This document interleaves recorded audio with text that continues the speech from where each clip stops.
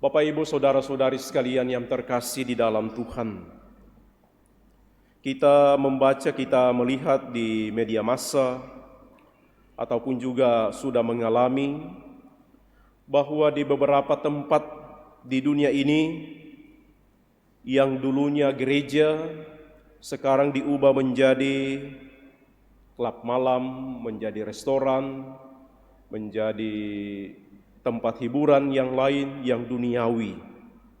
Karena tidak ada lagi orang yang datang ke gereja itu, dan supaya bangunan itu tidak dibongkar lalu dijual, atau karena membiayai gedung itu kalau tetap menjadi gereja mahal, maka diubah alih fungsi supaya tetap ada hasilnya. Jadi yang dulunya gereja tempat orang memuliakan Tuhan, menyembah dan memuji Tuhan, berubah. Tidak lagi orang menemukan Tuhan di sana. Barangkali kita boleh bermenung, boleh berefleksi, kita mengerti gereja atau bait Allah itu tempat apa. Maka kadang-kadang kita mendengar ada pastor mengumumkan, ataupun kita semua mengumumkan, kalau ke gereja jangan seperti pergi fashion show, pakai baju yang menggoda lihat orang, atau pakai penampilan yang menonjol mencolok. Ke gereja pakailah yang sopan, yang baik. Karena benar saudara-saudari, kita ke gereja, kita ke bait Allah untuk bertemu dengan Tuhan, untuk berjumpa dan mengalami Kristus. Maka kita mengenal gereja juga sebagai tubuh mistik Kristus. Kristus adalah kepalanya dan kita adalah anggota-anggotanya. Hari ini dalam Injil kita mendengar bagaimana Yesus yang tiba di Yerusalem masuk ke bait Allah. Dalam kisah Injil yang lain diceritakan lebih dramatis bagaimana Yesus mengusir para pedagang, para penukar uang di bait Allah itu. Kadang-kadang lalu orang menafsirkan Yesus ternyata juga bisa marah. Benarkah dia marah? Kemarin kita mendengar Yesus menangisi Yerusalem, kota bait suci, bait Allah. Dan hari ini kita mendengar Yesus membersihkan bait Allah dengan cara mengusir para pedagang di bait Allah itu.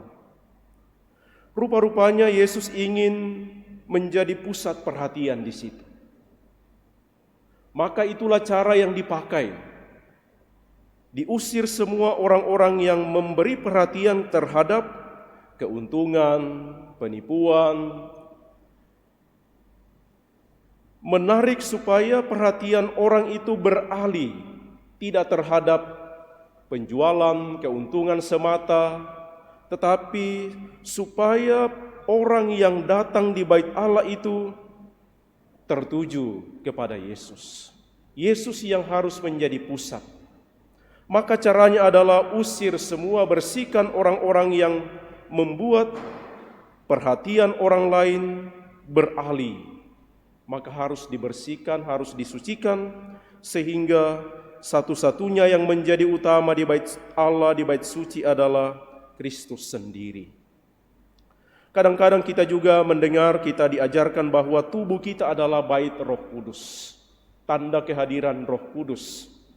Maka mari kita menempatkan bahwa dalam diri kita, dalam tubuh kita ada Roh Kudus yang bersemayam. Maka mari kita memfokuskan seluruh perhatian diri kita kepada Roh Kudus atau Kristus yang hadir di sana.